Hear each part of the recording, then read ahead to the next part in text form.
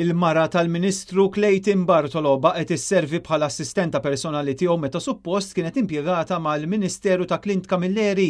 Fl-emails tagħha ma hemm ebda ħiel ta' minuti jew dokumenti li ħadmet fuqhom u x-xogħol li tħallset għalih ma għamlitux. Tant li l-Ministru Camilleri kien qed jippermettila ma tattendix għax-xogħol fil-Ministeru tiegħu.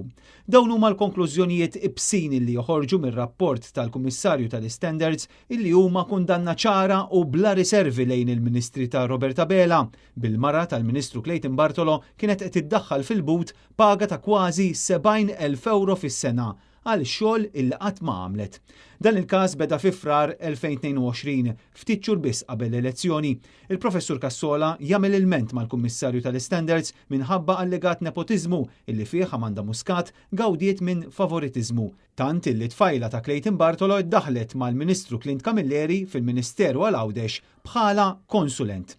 Novembru 2020, ir-rapport ifakkar kif kien Clayton Bartolo nnifsu li daħħal lill-partner tiegħu bħala segretarja privata, dan fi żmien meta hu kien għadu segretarju parlamentari għas-servizzi finanzjarji. Imbagħad fi żmien meta sar Ministru għat-Turiżmu, il-mara ta' Clayton Bartolo tpoġġiet policy consultant, għalkemm mistess tqarret mal-Kummissarju illi r-rwol tagħha baqa' l-istess tant illi baqgħet tagħmel xogħol ta' koordinazzjoni u mhux konsulenza.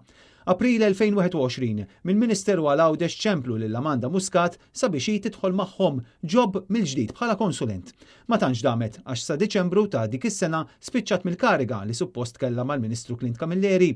Ir-rapport jikxef kif Amanda Muscat ma ħadmitx mal-Ministeru għal Għawdex, lanqas iż-żewġ ministri ma resqu evidenza li għamlet xogħol ta' konsulent.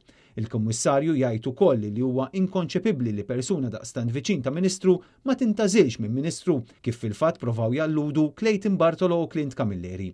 Jiddikjaraw ukoll li l-Ministri kienu direttament involuti f'dan l-iskandlu minn flus il-poplu. Fil-konklużjonijiet tiegħu il-Kummissarju tal-Standards jgħid li f'dan il-każ iż-żewġ Ministri kisru l-etika u l-standards fil-ħajja pubblika.